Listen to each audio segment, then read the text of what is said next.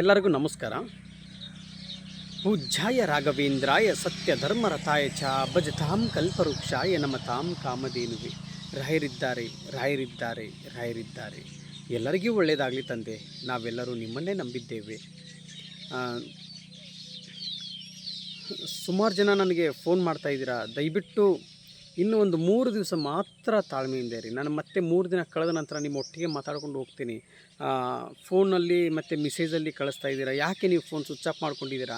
ದಯವಿಟ್ಟು phone on ಮಾಡಿ ಅಂತ ಕೇಳ್ತಾ ಇದ್ದೀರಾ. ಇನ್ನಾಯಿತು, ಇನ್ನು ಕರ್ನಾಟಕ ಬಾರ್ಡರ್ ದಾಟಿದಾದ ಮೇಲೆ ಇನ್ನು ನಾನು ಏನು ಹೋಗ್ತಾ ಇದ್ದೀನಿ, ಅಲ್ಲಿ ಮಧ್ಯಪ್ರದೇಶ ಮತ್ತು ಇನ್ನು ಮಹಾರಾಷ್ಟ್ರ ಆ ಕಡೆ ಯಾರು ನಮ್ಮವರು ಅಷ್ಟು ಗೊತ್ತಾಗೋದಿಲ್ಲ. ಇಲ್ಲಿಯವರು ಎಲ್ಲರೂ ಹುಡುಕೊಂಡು ಬಂದಿದ್ದಾರೆ, ಸುಮಾರು ದೂರದಿಂದ ಬರ್ತಾ ಇದ್ದಾರೆ. ಇವತ್ತು ನಾನು ನಿಮ್ಮ ಫೋನ್ ರಿಸೀವ್ ಮಾಡಿ ಅವರು ನನ್ನ ಪಕ್ಕದಲ್ಲಿ ಬಂದು ಕೂತ್ಕೊಂಡಾಗ ನಿಮ್ಮ ಫೋನ್ ರಿಸೀವ್ ಮಾಡಿದರೆ ಅವರು ಎಷ್ಟೋ ದೂರದಿಂದ ಬಂದಿರ್ತಾರೆ. ಅವ್ರ ಮನಸ್ಸನ್ನು ನಾವು ನೋವು ಮಾಡಬಾರ್ದು. ಅಯ್ಯೋ, ನನಗೆ ಪಾದಯಾತ್ರೆಯೇ ಮುಖ್ಯ, ನೀವು ಯಾರು ನನಗೆ ಅಂತ ಕೇಳಿಕೊಂಡು ಅವ್ರನ್ನ ತುಳಿದು ಹೋಗ್ತೀನಲ್ಲ, ದೇವ್ರು ಮೆಚ್ಚುವುದಿಲ್ಲ. ಅಲ್ಲಿ ಅವರು ನೋಡುವುದಕ್ಕಾಗಿ ಅವ್ರ ಮನೆಯಿಂದ ಕೈ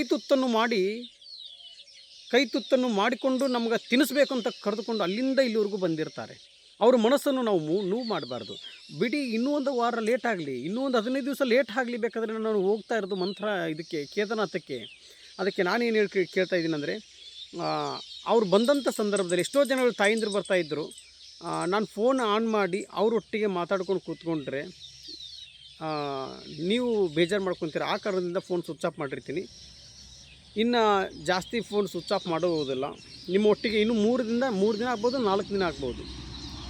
ಈ 4 ದಿನದಲ್ಲಿ ನಾನು ನಿಮ್ಮ ಒಟ್ಟಿಗೆ ಮಾತಾಡ್ಕೊತ ಹೋಗ್ತಾ ಇರ್ತೀನಿ. ದಯವಿಟ್ಟು ಯಾರು ಬೇಜಾರಾಗಬೇಡಿ. ನನ್ನಲ್ಲಿ ಏನಾದರೂ ತಪ್ಪಾಗಿದ್ದರೆ ದಯವಿಟ್ಟು ಕ್ಷಮೆ ಇರಲಿ. ಯಾಕಂದರೆ ಎಷ್ಟೋ ಜನಗಳು ಯಾಕೆ ನೀವು ಫೋನ್ ನಂಬರ್ ಕೊಟ್ಟು ಸ್ವಿಚ್ ಆಫ್ ಮಾಡ್ಕೊಂಡಿದ್ದೀರಾ ಅಂತ ಬೈಕೋನವರು ತುಂಬ ಬೈಕೊಂಡಿರ್ತೀರ. ಇನ್ನೊಂದು 2 ದಿನ 3 ದಿನ ಬೈಕೊಳ್ಳಿತಾಯಿ, ಆಮೇಲೆ ನಿಮ್ಮ ಒಟ್ಟಿಗೆ ಮಾತಾಡ್ತೀನಿ. ಯಾಕೆ ಅಂದರೆ ರಾಯರ ಗುರು ರಾಘವೇಂದ್ರ ಸ್ವಾಮಿಯವರ ಒಂದು ಸೂಚನೆ ಪ್ರಕಾರದಲ್ಲಿ ನಾನು ಏನು ದೇವರಿಗೆ ಪೂಜೆಯನ್ನು ಮಾಡ್ತಾ ಇರ್ತೀನಿ, ಆ ಪೂಜೆಯನ್ನು ನೀನು ನನ್ನ ಮಕ್ಕಳಿಗೆ ತಿಳಿಸಿಕೊಡು ಅಂತ ಹೇಳಿದ್ದಾರೆ. ನನ್ನ ಮಕ್ಕಳು ಅಂದರೆ ಯಾರು? ರಾಯರ ಮಕ್ಕಳೇ ನೀವು.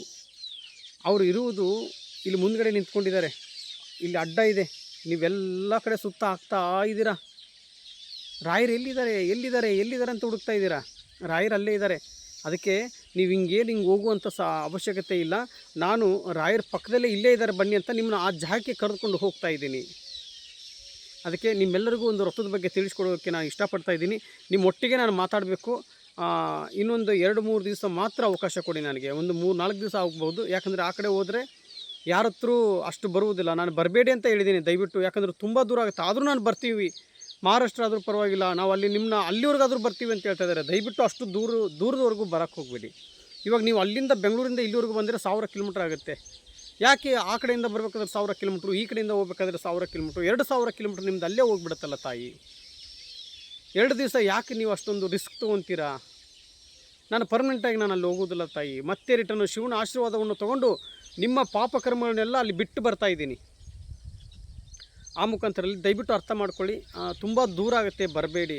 ನಾನು ಮತ್ತೆ ನಿಮ್ಮ ಬೆಂಗಳೂರಿಗೆ ಬಂದು ಅವತ್ತು ನೀವು ಹೇಳಿ, ಪ್ರತಿದಿನ ನಿಮ್ಮ ಮನೆಗೆ ಒಬ್ಬೊಬ್ಬರ ಮನೆಗೆ ಬರ್ತೀನಿ. ಒಳಗೆ ಊಟನೇ ಮಾಡ್ತೀನಿ ಬೇಕಾದರೆ. ಇವತ್ತು ಅಲ್ಲಿಂದ ಅಷ್ಟು ದೂರದಿಂದ ಇಲ್ಲಿವರೆಗೂ ಬಂದು ನನಗೆ ಹೋಳಿಗೆ ಊಟ ತಿನ್ನಿಸ್ತಾ ಇದ್ದೀರಲ್ಲ, ನಿಮ್ಮ ಮಕ್ಕಳಿಗಿಂತ ಹೆಚ್ಚಾಗಿ ನನ್ನನ್ನು ನೋಡ್ಕೊಂಡಿದ್ದೀರಾ. ಅದಕ್ಕೆ ನಾನು ಯಾವಾಗಲೂ ಚಿರಋಣಿಯಾಗಿರ್ತೀನಿ ತಾಯಿ. ಅದಕ್ಕೆ ಇನ್ನು ಜಾಸ್ತಿ ದೂರ ಆಗುತ್ತೆ, ಬರೋಕ್ಕೆ ಹೋಗಬೇಡಿ. ಆದಷ್ಟು ಬೇಗ ನಾನು ಇವತ್ತು ಎಷ್ಟೋ ತಾಲೂಕುಗಳು, ಎಷ್ಟೋ ಜಿಲ್ಲೆಗಳು, ಎಷ್ಟೋ ಊರುಗಳು, ಎಷ್ಟೋ ನನ್ನ ಅಣ್ಣ ತಮ್ಮಂದಿರು ಹೊಸ ಮಕ್ಕಳುಗಳನ್ನು ನೋಡ್ಕೊಂಡು ಬಂದಿದ್ದೀನಿ. ಆ ಊರುಗಳ ದಾಟಿಕೊಂಡು ಒಂದೊಂದು ದೇವಸ್ಥಾನದಲ್ಲಿ ಒಂದೊಂದು ಪವಾಡಗಳು ನಡೆದಿದೆ. ಅದನ್ನು ಒಂದು ಹಂಚ್ಕೊಳ್ತೀನಿ ನಿಮ್ಮ ಹತ್ರ. ಕೇದಾರನಾಥ ಮುಟ್ಟಿ ವಾಪಸ್ ನಾನು ತಲುಪಿದ ಮೇಲೆ ನನ್ನ ಅನುಭವದ ಪ್ರಕಾರದಲ್ಲಿ ಏನೇನು ನಡೆಯಿತು ಅದನ್ನೆಲ್ಲ ನಿಮ್ಮ ಮುಂದ್ಗಡೆ ಹಂಚ್ಕೋಬೇಕಂತ ನನಗೆ ಭಾಳ ಆಸೆ. ಅದನ್ನು ಹಂಚ್ಕೊತೀನಿ. ಎಲ್ಲರಿಗೂ ಒಳ್ಳೆಯದಾಗಲಿ. ಇನ್ನೊಂದು ವಿಚಾರದಲ್ಲಿ, ನನಗೆ ನಿಮ್ಮ ಆಸ್ತಿನೇ ರಾಯರಿದ್ದಾರೆ, ನಿಮ್ಮ ಆಸ್ತಿನೇ ರಾಯರಿದ್ದಾರೆ ಅಂತ ನನಗೆ ಕಮೆಂಟ್ ಮಾಡಿದ್ರೆ ಅದೇ ನನಗೆ ದೊಡ್ಡ ಆಸ್ತಿ. ನಿಮ್ಮ ಆಸ್ತಿನೇ ನನಗೆ ಕೊಟ್ಟಷ್ಟು ಖುಷಿ ಆಗುತ್ತೆ. ಅದಕ್ಕೆ ರಾಯರಿದ್ದಾರೆ ಅಂತ ಕಮೆಂಟ್ ಮಾಡಿ. ಪ್ರತಿಯೊಬ್ಬರು ಕಮೆಂಟು ನಾನು ಓದ್ತಾ ಇರ್ತೀನಿ. ನಿಮ್ಮೆಲ್ಲರಿಗೂ ಒಳ್ಳೆಯದಾಗಲಿ. ಜಾಸ್ತಿ ತುಂಬ ದೂರ ಆಗುತ್ತೆ, ಅರ್ಥ ಮಾಡ್ಕೊಳ್ಳಿ, ಬರೋಕ್ಕೆ ಹೋಗಬೇಡಿ. ಮತ್ತೆ ಇವತ್ತು ಯಾರೋ ಇನ್ನೂ 1-2 ಬರ್ತಾಯಿದ್ದಾರೆ. ಇವಾಗ ಸಂಜೆ ಬರ್ತೀವಿ ಅಂತ ಹೇಳಿದ್ರೆ ಅವ್ರದ್ದೊಬ್ರದ್ದು ಆದಮೇಲೆ ಮತ್ತೆ ಬರಬೇಡಿ ಅಂತ ಹೇಳ್ತಾ ಇದ್ದೀನಿ. ನಾನಿವಾಗ ಹೋಗಿ ತಲುಪಿದ ಮೇಲೆ ಮತ್ತೆ ನಿಮಗೆ ವಿಡಿಯೋ ಮುಖಾಂತರ ತಿಳಿಸ್ತೀನಿ. ಎಲ್ಲರಿಗೂ ಒಳ್ಳೆಯದಾಗಲಿ. ನೀವೇನು ಅಂದುಕೊಂಡು ಮನಸ್ಸಲ್ಲಿ ಗುರು ರಾಘವೇಂದ್ರ ಸ್ವಾಮಿಯವರ ಪಾದವನ್ನು ಹಿಡಿದಿದ್ರೆ ಅದೆಲ್ಲ ಯಶಸ್ವಿ ಆಗಲಿ ಅಂತೇಳಿ ತಂದೆ ಏನು ಕಷ್ಟಗಳಿದೆ ಅದೆಲ್ಲ ಕಷ್ಟಗಳಿಗೂ ಬಗೆಹರಿಸಬೇಕು ತಂದೆ. ನಿಮ್ಮ ಪಾದವನ್ನು ಹಿಡಿದು ಶಿವನ ಪಾದವನ್ನು ಹಿಡಿದು ನಾನು ನಿಮ್ಮ ಒಟ್ಟಿಗೆ ಬಂದಿದ್ದೇನೆ ತಂದೆ. ಆ ಕಾರಣದಿಂದ ಅವರೆಲ್ಲರಿಗೂ ಅನುಗ್ರಹ ಆಗಬೇಕು, ಎಲ್ಲರಿಗೂ ಒಳ್ಳೆಯದಾಗಬೇಕು ಅನ್ನೋದೇ ನನ್ನ ಆಸೆ.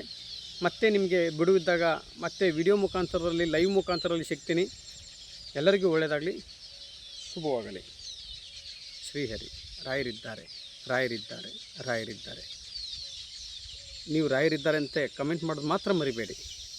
ರಾಯರಿದ್ದಾರೆ.